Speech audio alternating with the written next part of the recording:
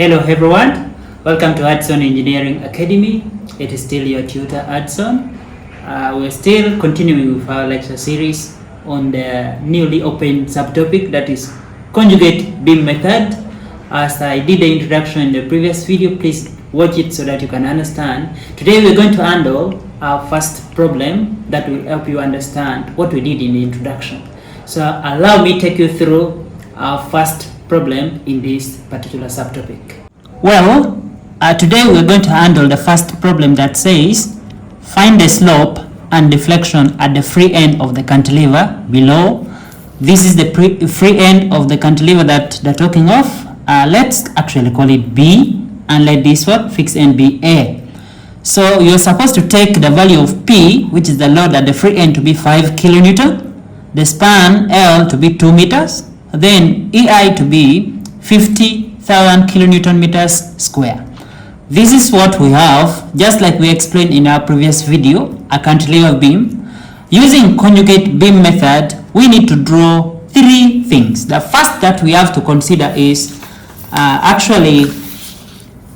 need to draw what is called the moment diagram. As you can see, for a cantilever, this is the moment diagram, or I call it M diagram. Okay, so the M diagram of a cantilever, if the span of this is L, it's going to be P times L. So this side is going to be P times L, and it's negative because it is downward. Okay, right. Then from our M diagram, we can get M by EI diagram. So let's call this second diagram M by EI M by EI diagram. Okay, so M by EI diagram is obtained since it is having a load P here, and EI is constant. That means our M by EI diagram will be the same as the M diagram. So the only thing that you need to do is to put here PL and you put it out of what?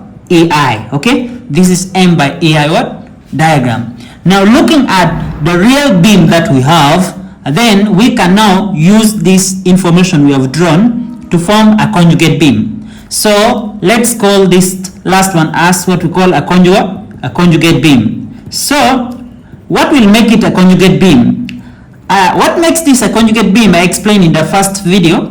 You have to first of all make sure that the loadings, if M by EI diagram is negative, the loading is shown upward. Okay, so we need to put this loading of this conjugate beam, we need to show it what? Upward. Okay, yes, so this is the loading of M by EI diagram. Then the second thing that will make this a conjugate beam is us to change the support. Okay, so remember the free end of a real beam, the free end is this one of a real beam, becomes the fixed end in this case. Then the fixed end becomes a free end. So that means since this was a fixed end in the real beam, in our conjugate beam it is going to be the free end. Then since this was a free end in a real beam, in our conjugate beam it is going to be a fixed end, like this. Okay, so well, if now this is our conjugate beam, what will happen? The loading is going upward, and this is PL by EI. Okay, so the span is L. Now that means the reaction at this point is going to go what? In the opposite direction. Let's call this one RB dash. Then there will be a moment at this point, we call this one MB dash. Okay, yeah, so this is our conjugate beam. We need to look for the way of solving this to get our final answer.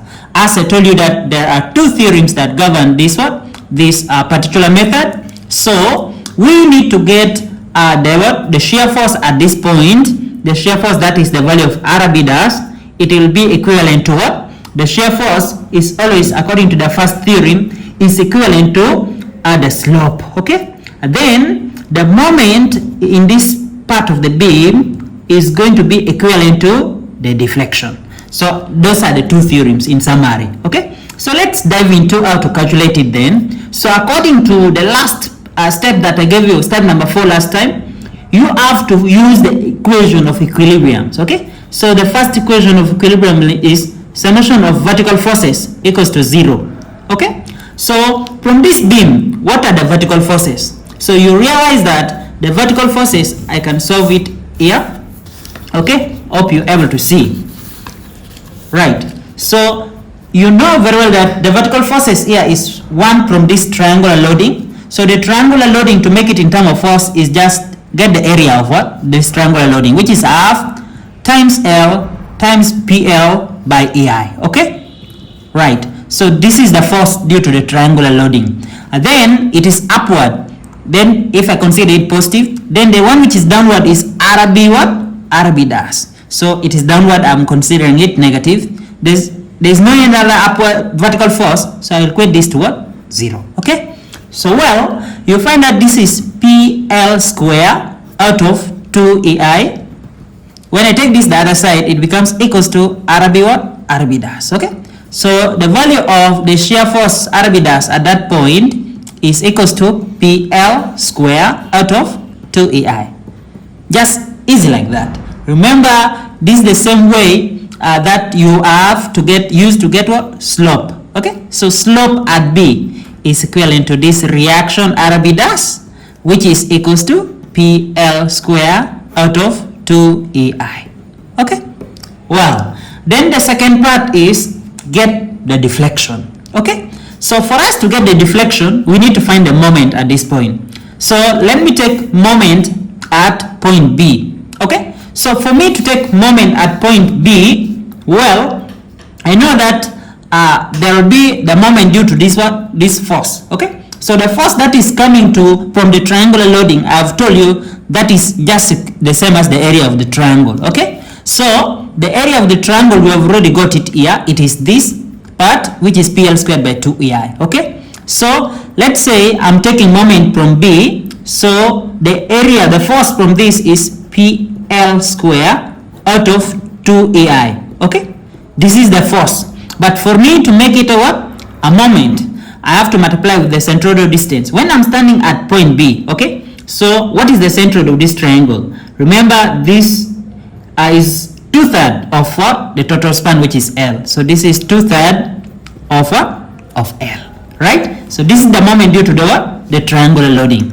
Then there is another moment. And remember, this moment is rotating what? Clockwise. The one due to triangular loading is rotating clockwise, but the moment at this point B is rotating anti-clockwise. That means it is going to be negative. We call it MB what? MB dash. There is no any other moment of force that can produce what? The moment, because this is already at this point, so it will not produce any moment. So this we equate it to what? 0. So you realize that these 2 and these 2 will cancel.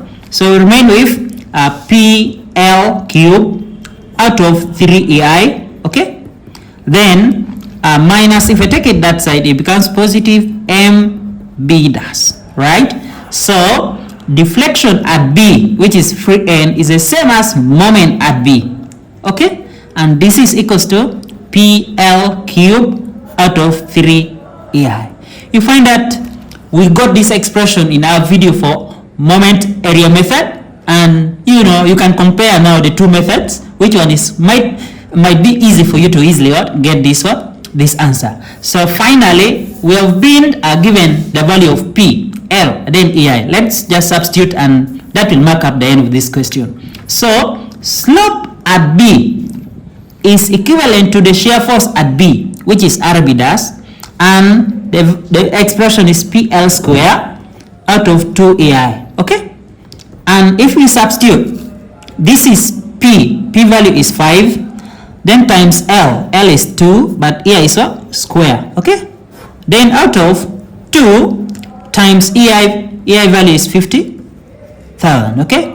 So this answer is coming to, when you press this, remember this is 4 square, this is 2, 2 square, which is 4 times this is 20 divided by this. It's coming to 0.0002. Since it's a rotation, it's rotating actually like this.